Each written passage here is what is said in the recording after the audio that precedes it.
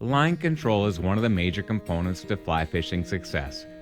When fishing fast water pockets, it's often more important than the cast itself. Fish in these locations are usually reactive and will pounce on food drifting within 3 or 4 feet. You simply have to get your fly in the water.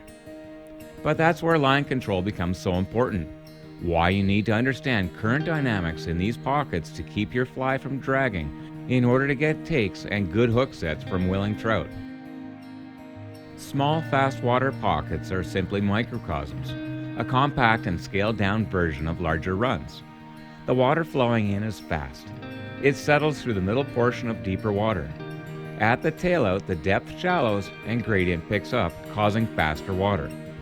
When fishing, it's imperative that no fly line nor any leader gets caught in this current, because the current will immediately pull on your leader and tip it, dragging the fly unnaturally through the slower water in the heart of the pocket where trout live.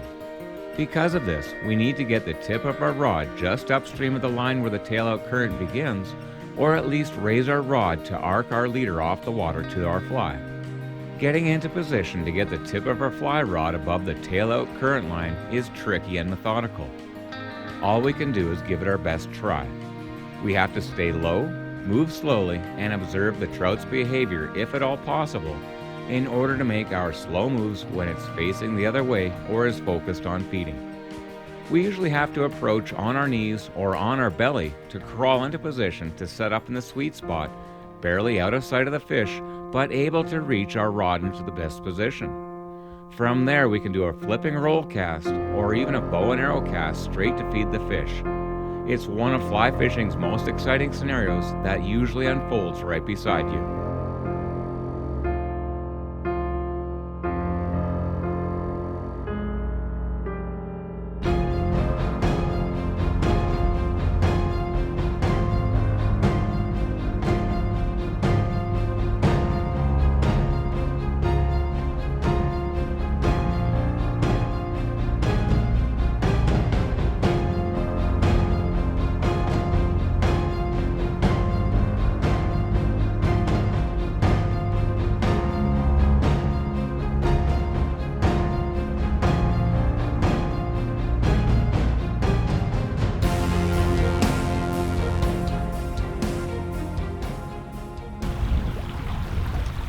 Oof.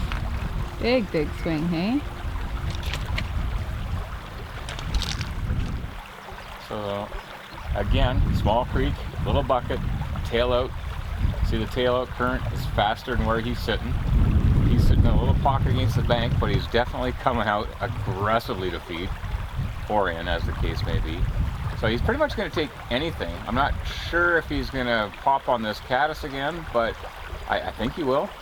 But I have to get myself kneeled down kind of where my rod tip is here, and try not to line the fish, just put the fly in the water and get my rod tip down so I don't have all sorts of tip slack and do some bad hook sets. So you see where my rod tip is? My rod tip is only one rod length from that fish, if that. Yes. See him swinging. But if my rod tip has to be there, otherwise I'm going to get all sorts of tail out drag, and it's going to suck my dry fly back downstream. I'm taking a chance in getting here. Obviously he doesn't mind me being here. You saw that last big swing, I think. Exactly. Yeah. So I'm just going to go ahead. As you were pointing. And just going to get a little bit of line out. Okay. And here we go. No worries. There we go. There we go.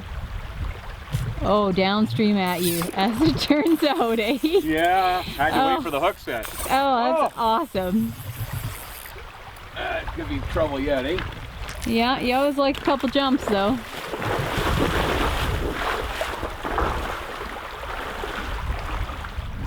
Ah, you got him there. Yeah. There is another fish upstream here, but... Of course there is.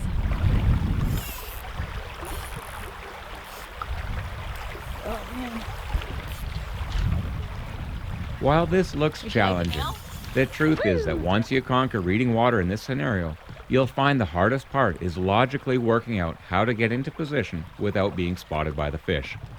It's a game that requires some thinking through, but once you get into a rhythm on these waters, You'll find that it evolves Wicked. into playing a game of catch with these usually all too eager trout, getting a take from most. Really hot fish. You'll find the hardest thing to conquer is landing every hot trout you hook in these small, fast streams that are often laden with escape pockets to break you off. Wow. Too fun, eh? Those are awesome fish.